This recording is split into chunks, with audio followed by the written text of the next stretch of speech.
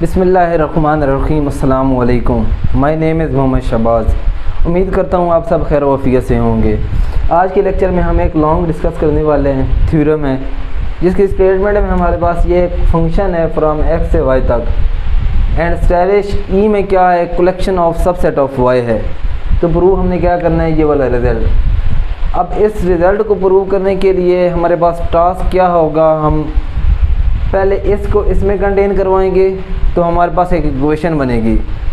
फिर हम क्या करेंगे, इस चीज़ को इस चीज़ में कंटेन करवाएंगे तो हमारे पास एक दूसरी इक्वेशन बनेगी।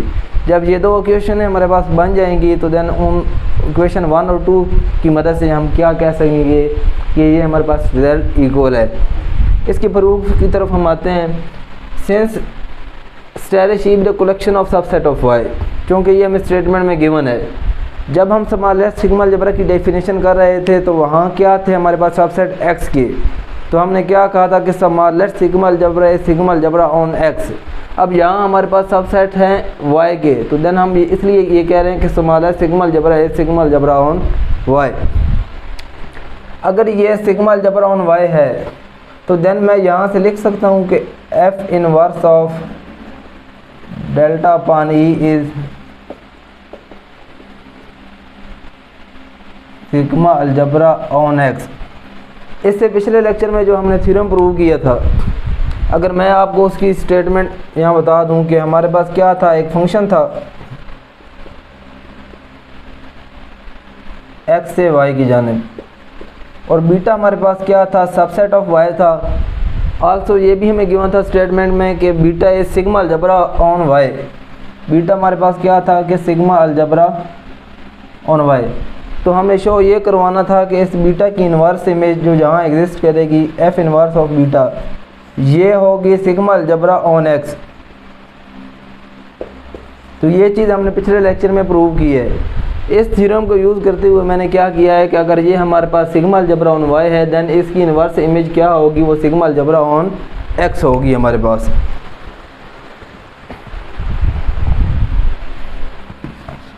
उम्मीद है ये पॉइंट आपको क्लियर हुआ होगा। नेक्स्ट हमारे पास एक रिज़ल्ट है। जब हम स्मॉल सिग्मा अलजेब्रा की डेफिनेशन कर रहे थे, अगर आपके पास रनवर खान साहब के नोट्स हैं तो उसके पेज नंबर 13 पे ये हमारे पास एक रिज़ल्ट यूज़ हो रहा है कि डेल्टा इंटू डेल्टा अपॉन ई, ये इक्वल हमारे पास होता है डेल्टा अपॉन ई के। अब अगर इस रिज़ल्ट को मैं यूज़ करूँ इस पर, तो इसको मैं लिख सकता हूँ क्या, delta into F inverse delta upon E is equal to. अब यहाँ जो वाई डेल्टा था, जब इसके रिज़ल्ट इक्वल आया तो ये क्या हो गया, ये वाला डेल्टा हमारे पास ख़त्म हो के इसके ब्रैकेट वाली वैल्यू आ गई। तो यहाँ भी इस सेम वही रिज़ल्ट, इसको यूज़ करते हुए हम क्या लिख सकते हैं कि F inverse into delta upon E, इसके इक्वेशन नंबर 1 कह लें। अब नेक्स्ट हम क्या करेंगे, सिंस स्टैरिश ई भी द कलेक्शन जो कि है वो कंटेन करेगी स्मॉल सिग्मा अलजेब्रा में। जब हम स्मॉल सिग्मा अलजेब्रा की डेफिनेशन हम कर रहे थे तो हमने वहाँ कहा था कि small sigma algebra is the intersection of sigma algebra containing E asterisk E. तो ये सिग्मा अलजेब्रा की डेफिनेशन की मदद से मैंने ये वाला रिज़ल्ट लिखा कि वो स्टैरिश ई क्या करती है, कंटेन करती है स्मॉल सिग्मा अलजेब्रा में। अब यहाँ अगर मैं दोनों साइड अप्लाई कर दूँ, F inverse contain F inverse ई। नेक्स्ट मैं क्या करूं कि दोनों साइड पे अप्लाई कर दूं डेल्टा।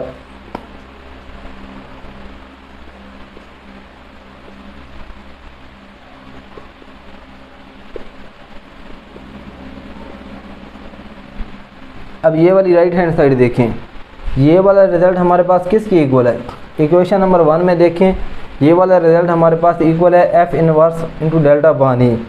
तो इसकी जगह मैं ये वाला रिज़ल्ट यूज़ कर सकता हूँ फ्रॉम 1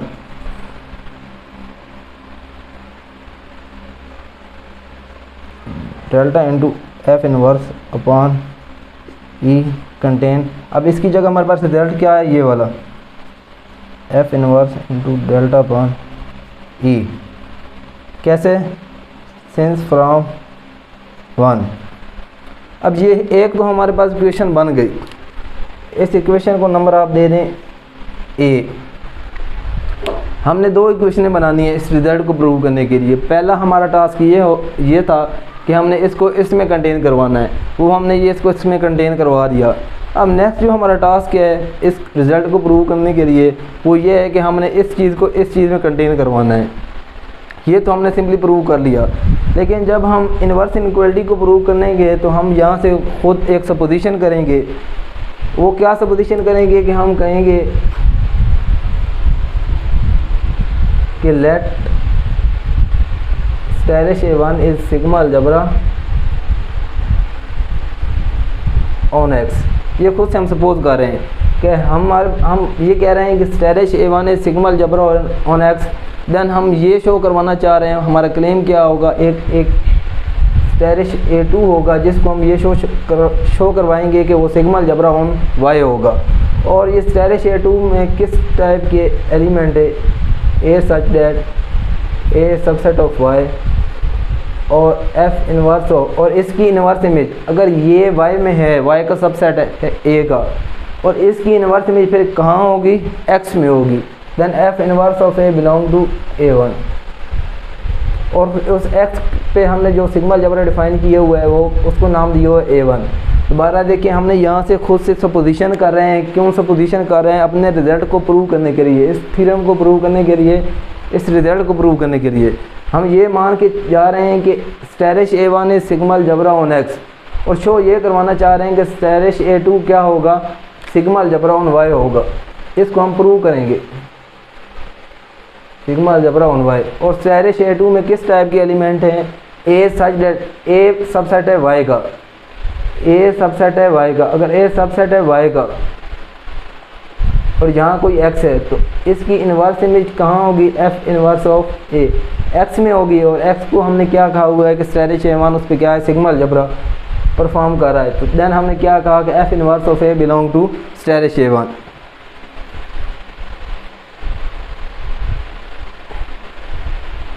अब हमारा टास्क ये है कि हमने इसको शो करवाना है स्टाइलिश A2 को सिग्मा अलजेब्रा ऑन वाई। अब इसको सिग्मा अलजेब्रा बनाने के लिए हम सिग्मा अलजेब्रा की डेफिनेशन की दो कंडीशन थी उसको फुलफिल करेंगे कि हम एक एलिमेंट इससे लेंगे, उसका कम्प्लीमेंट भी इसमें शो करवाएंगे। देन दूसरी जो हमारी कंडीशन थी सिग्मा अलजेब्रा की कि एक इनफाइनाइट एलिमेंट का सीक्वेंस इसमें से लेंगे और उसका यूनियन इसमें से शो करवाएंगे। तो मैं एक एलिमेंट ले लेता हूँ ई बिलोंग टू स्टाइलिश A2। अगर ये ई बिलोंग कर रहा है स्टाइलिश A2 से तो इसकी इन्वर्स इमेज कहाँ होगी, इस सेट्स में देखें। अगर A बिलोंग कर रहा है A2 से तो A की इन्वर्स इमेज को हमने कहाँ लिखा है, A1 में। इसी तरह अगर E में ले रहा हूँ स्टाइलिश A2 से तो इसकी इन्वर्स इमेज कहाँ होगी, स्टाइलिश A1 में। जैसे ये वाले ही हमने कलेक्शन को डिफ़ाइन किया है, लिखा है। वैसे भी अगर यहाँ हमारे पास हो एक स्टाइलिश A2 में जो कि वाई सबसेट हो तो देन फिर क्या होगा कि इस E की इन्वर्स इमेज यहाँ होगी, F inverse of E। A1 में जिसको एक्स जिस पे हमने A1 को क्या डिफाइन किया है, सिग्मा अलजेब्रा। तो ये वाला रिज़ल्ट हमने वहाँ से लिखा। अब नेक्स्ट देखें, ये A1 जो है स्टाइलिश A1, इसको तो हम मान के जा रहे हैं कि ये सिग्मा अलजेब्रा ऑन एक्स है। अगर ये सिग्मा अलजेब्रा ऑन एक्स है तो ये उसकी कंडीशन पूरी करेगा सिग्मा अलजेब्रा की डेफिनेशन की। अगर कोई एलिमेंट इससे बिलोंग कर रहा है तो देन हम लिख सकते हैं कि उस एलिमेंट का क्या होगा, कंप्लीमेंट भी इसमें से बिलोंग करेगा। क्यों करेगा? क्योंकि ये तो स्टाइलिश A1 हम मान के जा रहे हैं कि ये सिग्मा अलजेब्रा ऑन एक्स है। ओके होगा। अब हमारे पास ये एक रिज़ल्ट होता है कि ये F inverse complement belong to stylish है। ये कंप्लीमेंट क्या हो जाता है, E1 पे आ जाता है और एफ इनवर्स एज इट है। ये वाला रिज़ल्ट क्या होता है, ये इसकी इक्वल होता है। ये रिज़ल्ट हमने यूज़ किया है। ये कौन सा रिज़ल्ट है कि एफ इनवर्स ऑफ E अगर होल का कम्प्लीमेंट हो तो उसको हम लिख सकते हैं एफ इनवर्स ऑफ E के कम्प्लीमेंट से। ये वाला रिज़ल्ट हमने यहाँ यूज़ किया है। अब देखें, किसी भी चीज़ की इन्वर्स इमेज अगर स्टाइलिश A1 में है तो इन्वर्स इमेज के अलावा ये वाला एलिमेंट किस में होता है, वो A2 में होता है। क्यों होता है? क्योंकि हमने A2 को डिफ़ाइन इस तरह से किया हुआ है कि अगर इन्वर्स इमेज A1 में है, अगर इन्वर्स इमेज A1 में है, किसी एलिमेंट की इन्वर्स इमेज A1 में है, तो वो एलिमेंट खुद किस में पड़ा हुआ है, वो तो A2 में पड़ा हुआ है। अब यहाँ E अगर A1 में है तो E का कम्प्लीमेंट A1 में पड़ा हुआ है, तो इसकी इन्वर्स इमेज को अगर हम हटा दें तो वो कहाँ होगा, वो तो E2 में ही होगा। तो ये हमने शो करवा दिया, एक एलिमेंट लिया था स्टेरिश A2 से और उसका कम्प्लीमेंट शो करवा दिया कि वो भी इसमें क्या कर रहा है, बिलोंग कर रहा है। ये तो हो गई इसकी पहली कंडीशन। अब दूसरी कंडीशन इसकी क्या थी, मैं यहाँ रेज करने लगा हूँ।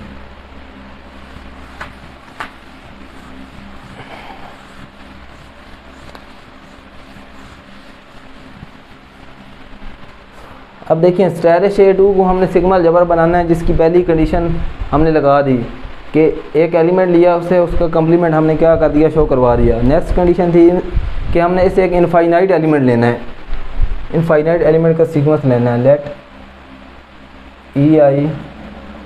I varies from 1 to infinity be a sequence in asterisk A2 से हम क्यों सीक्वेंस ले रहे हैं, क्योंकि हमने A2 को सिग्मा अलजेब्रा प्रूव करना है। तो इसी में से एक इनफाइनाइट एलिमेंट का सीक्वेंस लेंगे और इसका यूनियन इससे बिलोंग करवाएंगे।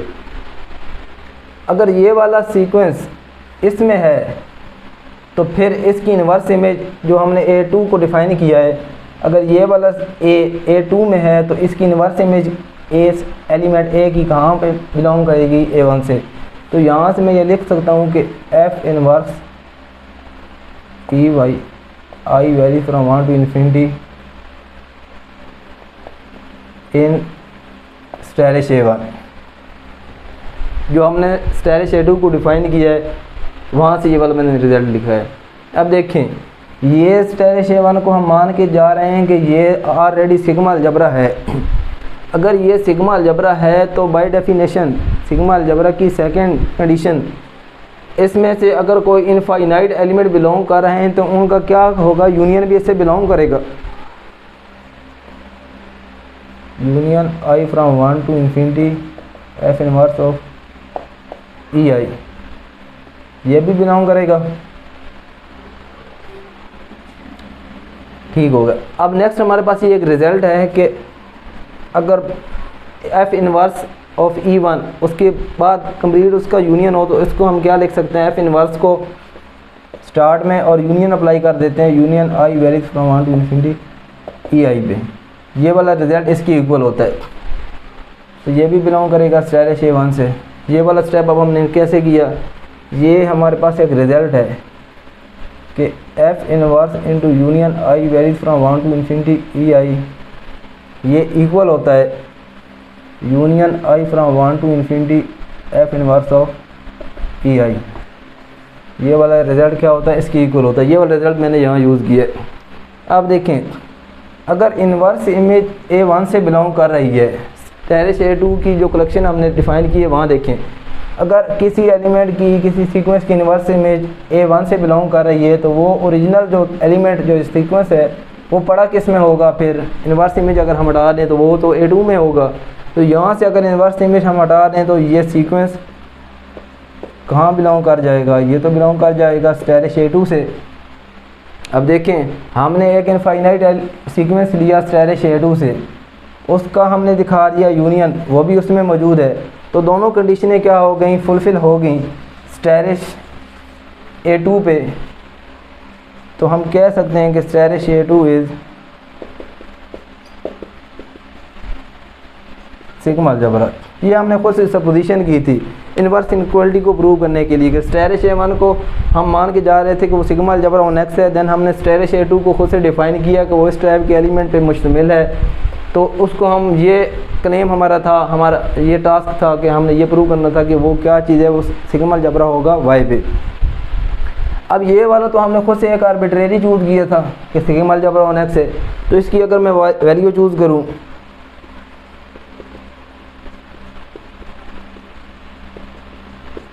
स्टेरिश A1 is any arbitrary sigma algebra on x. तो देन फिर मैंने क्या लिख ली, इसकी एक वैल्यू लिख ली। अब ये वाली वैल्यू देखें, इस सेट में यहाँ रिप्लेस कर दें। ये हमारे पास क्या इम्प्लाइज हो जाएगा, स्टेरिश A2 जो हमने सेट को डिफ़ाइन किया था उसमें जहाँ A1 है वहाँ पे हम उसकी क्या कर रहे हैं, उसकी वैल्यू को पुट कर रहे हैं। जो क्या होगा A such that A subset है Y का और F इनवर्स ऑफ A, वहाँ था F inverse of A belong to A1। अब यहाँ A1 की हमने वैल्यू को सपोज की है तो उसकी वैल्यू लिख रहे हैं F इनवर्स ऑफ, ये हमारे पास आ गई, हमारे पास रिजल्ट आ गया। अब नेक्स्ट देखें, इसको मैं एक दफ़ा रेज करने दो।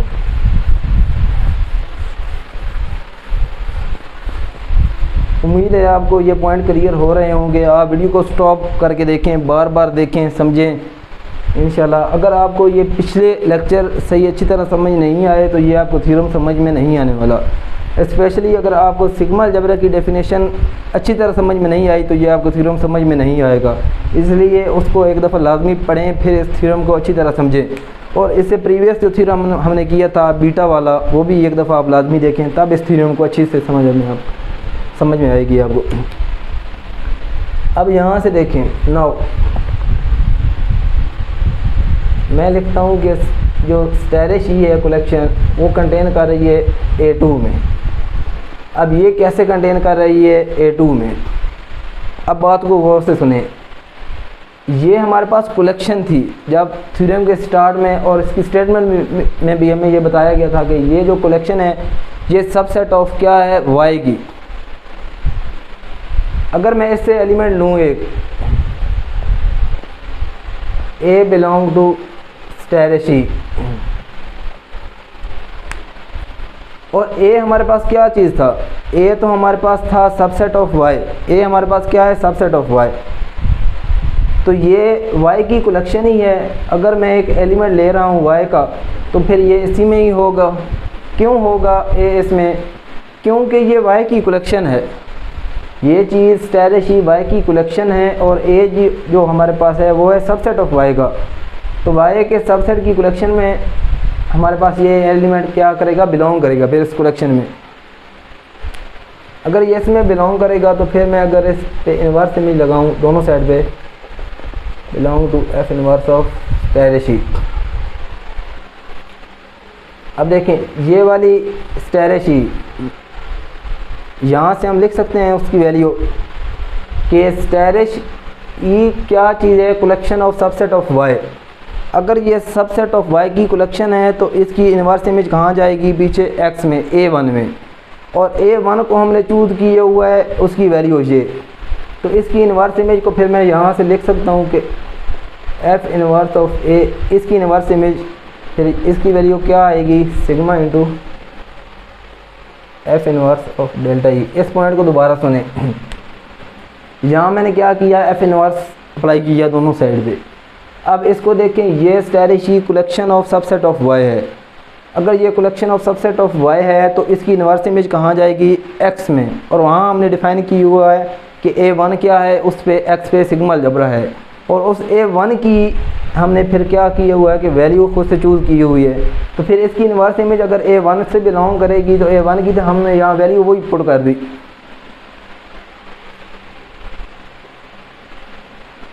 अब देखें ये इस टाइप के एलिमेंट फिर कहाँ मौजूद हैं। अगर F inverse of A belong to sigma into F inverse of E, तो ये फिर किसके एलिमेंट हैं, ये हैं A2 के।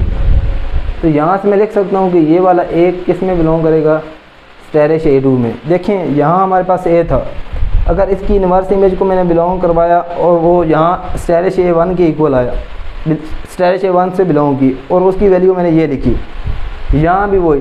तो देन वो जिसकी इन्वर्स इमेज थी वो ओरिजिनल एलिमेंट था किसका, वो तो A2 का था, स्टेरिश A2 का। तो इसी तरह ये भी फिर किसका एलिमेंट होगा, ये भी स्टेरिश A2 का होगा। अब एलिमेंट लिया हमने स्टेरिश ई से था और बिलोंग किस में करवा दिया, स्टेरिश A2 में। तो ये वाली स्टेरिश ई क्या होगी, कंटेन कर गई स्टेरिश A2 में। ये वाला रिजल्ट हमने यहाँ यूज़ कर लिया कि ये कैसे, हमने लिखा कि स्टेरिश ई कंटेन स्टेरिश A2। अब इसको आगे प्रोसीड करें, यहाँ दोनों साइड पे मल्टीप्लाई कर दें, अप्लाई कर दें डेल्टा या साइलेंस बिलोंग टू इनटू। अब स्मॉलेस्ट सिग्मा अलजेब्रा के अगर रिमार्क्स में आप देखें पेज 13 में, तो वहाँ हमारे पास ये एक रिज़ल्ट था कि स्टेरिश डेल्टा पान ए वो किसके इक्वल था, इट सेल्फ ए के। तो यहाँ हम क्या यूज़ कर सकते हैं, ये वाला रिज़ल्ट। तो ये किसके इक्वल होगा, A2 के इक्वल होगा। डेल्टा पान ई बिलोंग टू स्टेरिश A2। यहाँ हमने क्या किया, ये वाला रिज़ल्ट यूज़ किया। नेक्स्ट क्या करें, हम दोनों साइड पे अप्लाई कर दें F inverse. F inverse of A2। अब यहाँ से देखें आगे हमारे पास क्या आएगा, एफ इनवर्स सिग्मा ई। अब एफ इनवर्स इमेज